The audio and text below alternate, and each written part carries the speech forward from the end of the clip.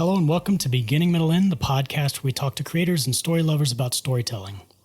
It's hard to conceptualize mass storytelling before the age of television.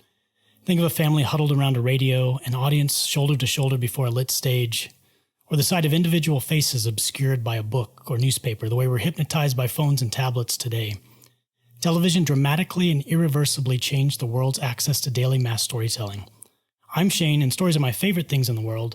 Here to talk about it with me today is television director Brandi Bradburn. Hello. Brandi started as a picture editor working on shows like This Is Us and Grey's Anatomy, so she's responsible for making many of my friends ugly cry. In 2013, she moved into the world of directing on much-loved shows such as Hart of Dixie, Charmed, and the Dynasty reboot. She's propelled by her deep need to tell stories and developing a script's full potential through performance and camera, which makes her perfect for this podcast. Welcome, Brandi Bradburn. Thank you. Glad to be here. Thank you for having me. So let's talk about story. All right. What makes a good story? For me, especially once I made the transition into directing, I think it all comes from character for me, because that's where I start as a director. I take the script and I start breaking it down by character first. What they want, what their POV is, what the arc is. So the plot comes in line, all of the other elements are attuned to those choices. And so with strong character, it kind of just informs everything else that I do: shot design, production design, editing, everything like that. So, and I think the real important thing that I try to make sure I do as a director is to treat the antagonist and the protagonist in an equal way. So not giving one more weight than the other. And I think it's really great when a script does that as well, is where the protagonist is just as powerful and interesting and complex as your antagonist, so that they have to meet their match, so to speak. So I always keep that in mind, like don't make the bad guy kind of thing. But yeah, character for me is at least the seed from which it all comes. And you touched a little bit on this already, but some people are only familiar with a director as the person that yells action on the set. Yeah. Or they may think of them as a stage director or a feature director. What does a television director do? It's a different animal. I haven't directed a feature, but I've directed short films. And I think a lot of the responsibility kind of just lies in different directions. You're doing the same job essentially, but you really have to have the skills of like walking onto a set, slipping, seamlessly into a production that's going full bore. So it really takes a lot of people skills, obviously. I mean, every director needs to have that, but to just jump in and be ready to roll. I think the most important thing about television directing is, even though you do have to color in the lines, there's no question. A show has their tone. All of that has been established for the most part. The key that's crucial is that you have all these people that are working in the show, and they're bringing you ideas, and they're bringing you tons and tons of fabulous ideas, like from the actors, from the production designer, from the DP. They're going to be bringing you all these wonderful ideas. And the critical thing for me as a director is to make sure those ideas make sense within my episode. An actor may have made a choice in a particular scene, but because of something I know that I've talked to the writer about, or having broken down the script from my point of view, that choice may be a good choice in their eyes as for their character, but for my episode, it may not serve the story. So it's really just taking all of what they are doing, and then also in a very collaborative way, making it work for the story that I've been asked to tell. That brings me perfectly to my next question. Most U.S. shows have multiple directors on a season. Some of that's based on logistics, because U.S. TV seasons are so long, you have to have multiple episodes and different stages of progress at any given time. So each director is adding their own piece to a jigsaw puzzle. As a storyteller, talk about how you approach telling the specific story of one episode, as well as telling your piece, your thread of the larger stories that weave through the season. I think the key to that, honestly, is the number one thing is the tone meeting. So this is a meeting between the editor often is involved, but it's primarily between the writer and the director, sometimes the showrunner. And that meeting those notes from that meeting become my Bible. And so that's when those discussions happen, when you're talking about where a character came from, where a character is going. Some shows you've seen all the episodes if it's only been one season. Some shows have been on for 6 years, and you may not know all the intricacies of what these characters' histories are. So they keep me honest. And so when I understand the tone and I get that information from them, then I can stay true to my arcs on my episode, but then also have those in mind. They make sure they keep me honest. And also the actors in a big way. That, if you're collaborative with them and you're not just, saying, no, this is what has to happen, I'm more than happy to listen and understand why they think that this should be the choice. And then again, like I said before, you still have to go back and be like, well, and be ready to explain, okay, that makes sense, but we have to address this. So this has to be. So yeah, just going back to what I was saying, the tone meeting is where you find out that crucial information, so that you're armed to the teeth when you get on set to make sure that you're staying true to your own story and the story overall, over the series even. And as a director, is there any difference between directing the pilot episode, the first episode, versus episode 34, episode 76? For certain. I had the privilege of working with Brad Silberling. He directed the pilot of Dynasty, and I was still editing at that time. And so he was so responsible for the visual, the look, the choices they made in terms of how the episode is shot.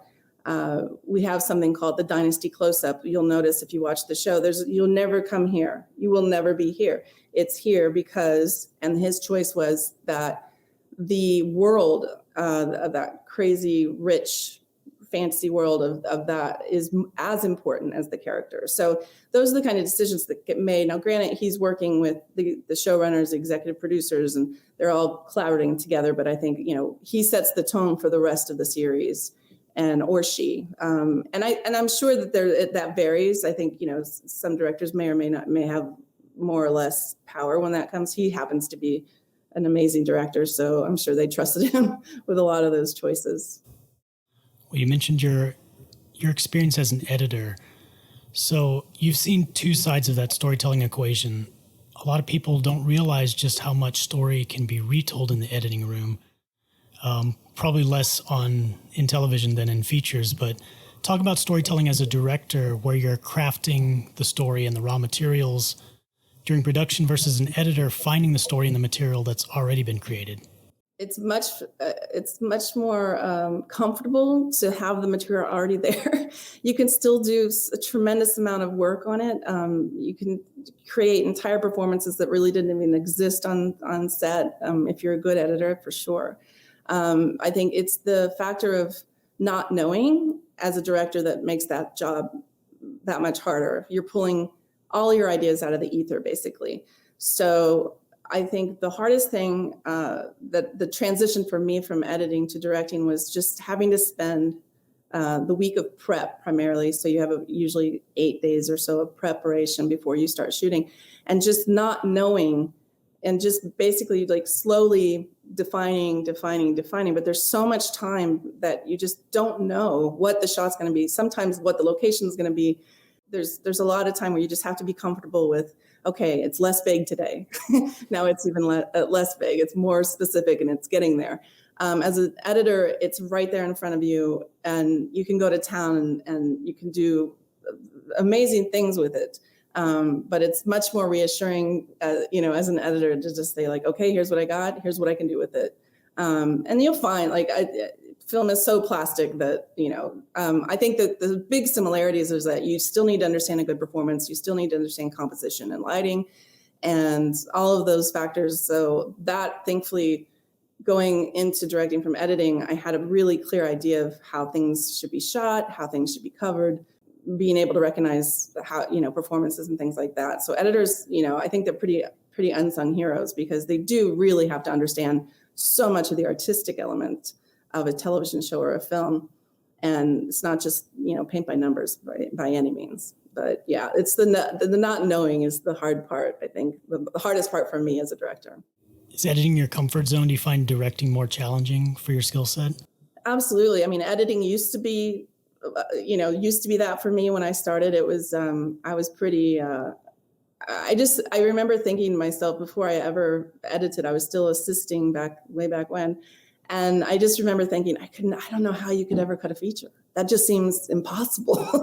It just seemed like so much. I couldn't believe it. And then, then 15 years go by and you're like, you have your tricks and you have your toolbox and so I think that's a lot of the reason why I started pursuing directing, because I kind of felt so comfortable that I'm one of those people, like I once I got it, then I want to move on.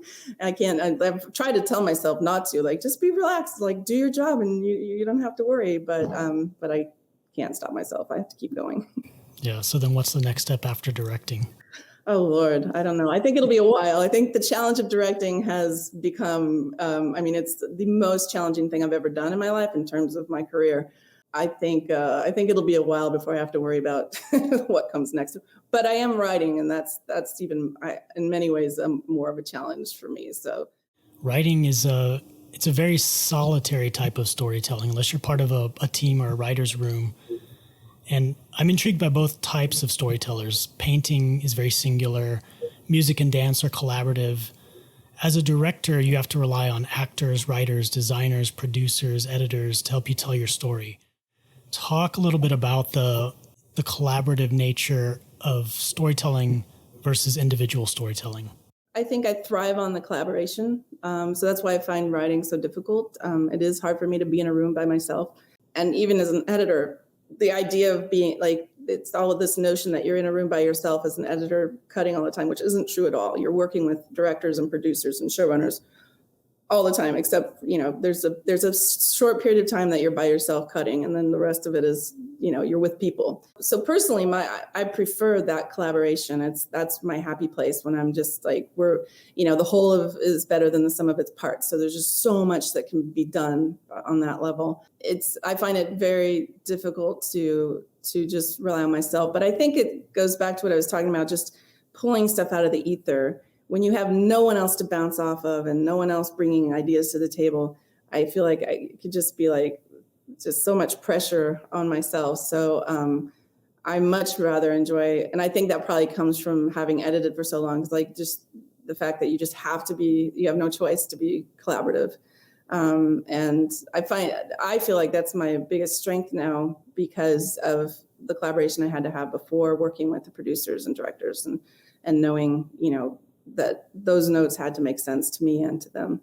Now, when you're approaching your writing, can you remove your director hat and editor hat, or are you at any point thinking that's not filmable, or how would that be staged? It's hard. I do think that way, but I don't let it stop me, because I have the script I'm doing is not a small budget. It's like, it's not the script that's going to make, be easy to sell. It's a big movie. I don't know how to not make it that. I had a writer friend that was suggesting that maybe I tone it down a little bit to make it more makeable. And I tried. I really did. I tried, but then I didn't care about it. It wasn't what I had envisioned. So it's like, well, I mean, I just have to do. So I always have that in the back of my head. It pops up and like, you're crazy. You can't go to Egypt. But then it's like, well, I want to go to Egypt. So we're going to Egypt. Okay, let's switch gears a little bit. You're a female director, which is still pretty rare and at a non-representative level in Hollywood. Mm. I've said before, one of my favorite historical periods is early pre-code era Hollywood. Women had more clout and power than at any other time in the studio system. Lois Weber, the first female feature director, was also the highest paid director in Hollywood. Frances Marion was the highest paid screenwriter and a double Academy Award winner.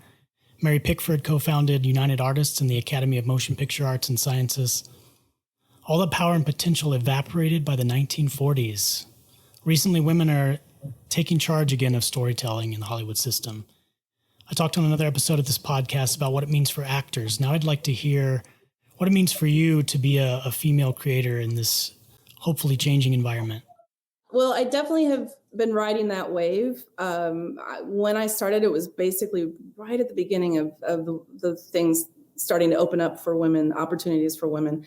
It's been a bumpy wave still. It's still really hard. It's a very hard job for anybody to get and, to get a show. But I'm so grateful that I'm having the opportunities that I wouldn't have had 10 years ago or 15 years ago or 20 years ago. And I think, but the biggest thing, other than the actual fact that we're telling female stories, which is fantastic. And it's so wonderful to be able to see that on the screen and on the TV. One real change that I love is when I first started directing, the advice I was given by both men and women was, you need to act like a man. When you're on set, you have to command the set. You have to be a man, so you have to take that persona on, or you're not going to, get the crew to do what you want, or the actors for that matter. And so that was a really, I didn't question it at the time because it made sense. It's like, well, that's what they're used to, so I have to do this. But slowly over time, and I've talked to a lot of other female directors about this, we've been able to bring our own idea of what it means to direct to the table. And so what's wonderful about that is that I don't have to be aggressive, and I don't have to, I've found ways to be collaborative that don't look weak. It's just, this perception of that if you're not yelling, then you're just, people aren't going to listen to you. And I've been able to get the respect of my cast and crew by my own style. And so that's been a really nice change. And I think I've even heard crew comment on that and say, it's nice to be in an environment that's, it's different and it's just as efficient, or as, you can still achieve the same things. But before we weren't allowed to do that. So, there's no crying in baseball. There's times when, there's a scene that's so remarkable that, I'll tear up. And I think 10 years ago, I would have been like, I can't show that. But the emotion is there, and it's. I think, I hope I tear up. I hope the scene is that good. So I'm a lot more comfortable in my own skin on set, and I think that's been a really great side effect of more women making their name and getting those jobs. That advice seemed a little suspect anyway, because if you think about all the different styles of directing among men, there's not, it's not all authoritative screaming. Right. 500 takes until they get exactly what they want. There's so many different nuanced ways to run a set. So exactly. And I think, and that of course I know is true and knew it was true then, but for just being to avoid appearing to be weak, that was the advice. It's like, no, be strong, be tough, and so it's nice not to have to go there. But yeah, it was, there's plenty of men that don't direct that way, I think the majority. So it was interesting to have to kind of try to be that person for a while. It was not fun. So besides finding your own voice and your own style and getting comfortable on set, what is something as a director that you wish you knew when you started?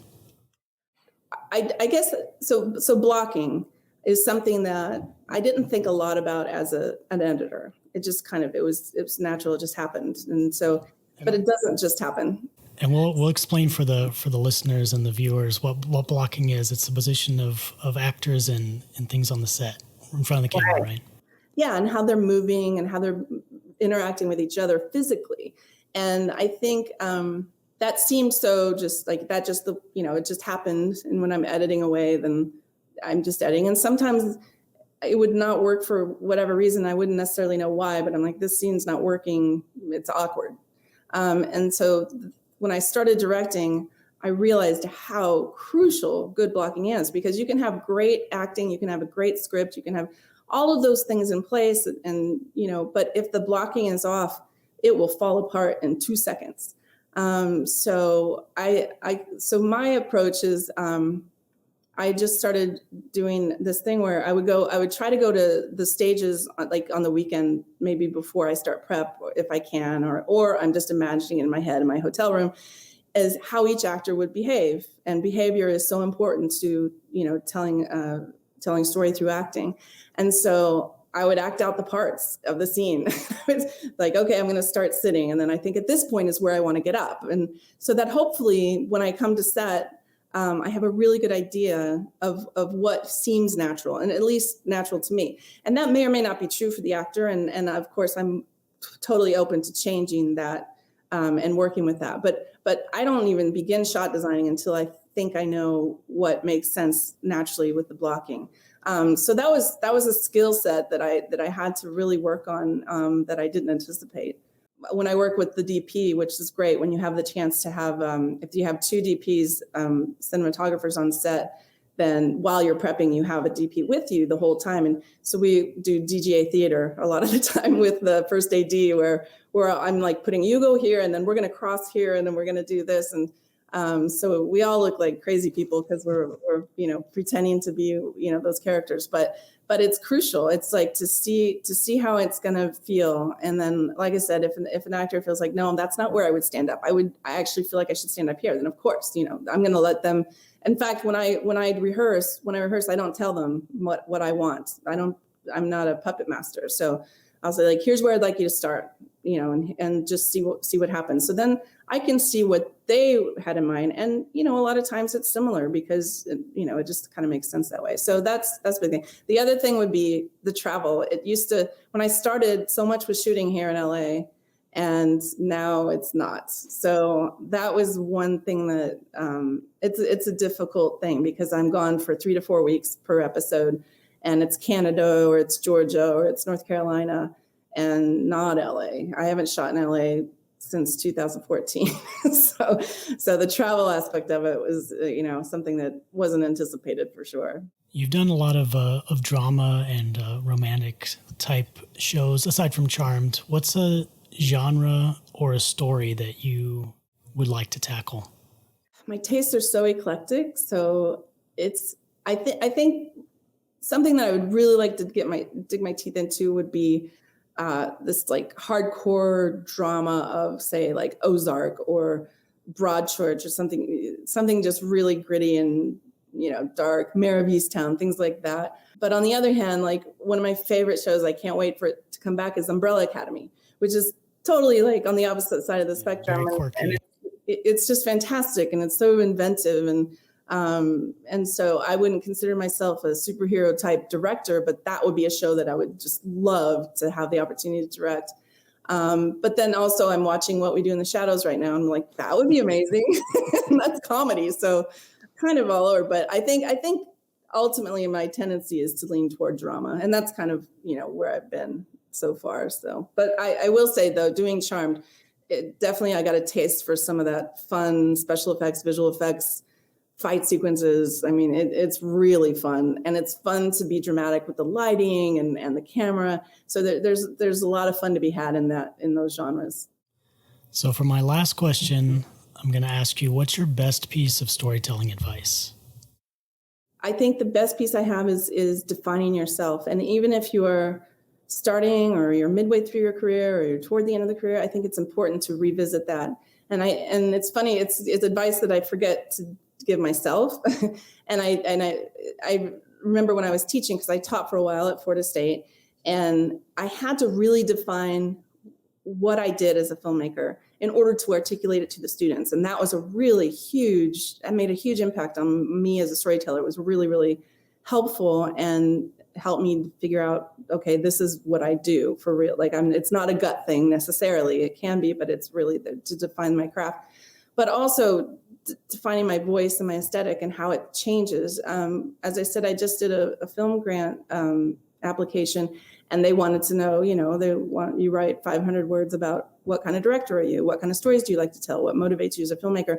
And so it was really great to revisit that at this stage in my career and realize, okay, these are still the stories I like to tell. And even if I don't have the option to tell those specific stories, it still comes from a place of strength as a filmmaker. I still have that to reach out and bring to the table. So I know why I want to make films. I know why I want to tell stories.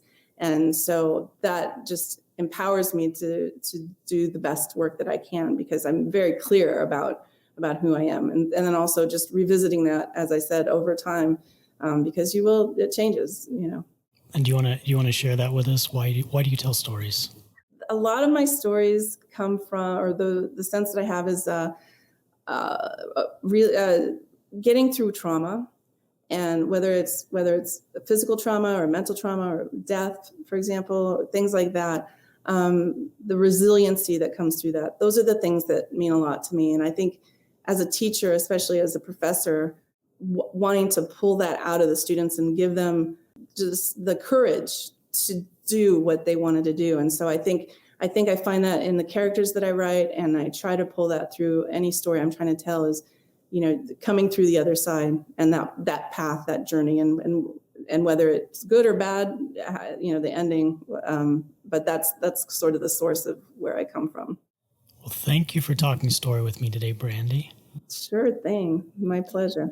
You can find out more about Brandi's work at www.brandibradburn.com or follow her on Instagram at Brandi_directs, and get ready for our next season of Dynasty.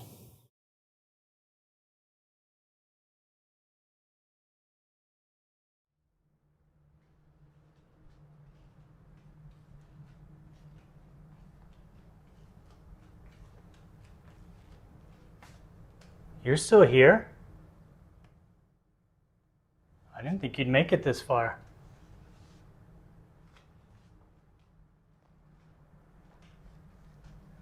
Like, comment, subscribe.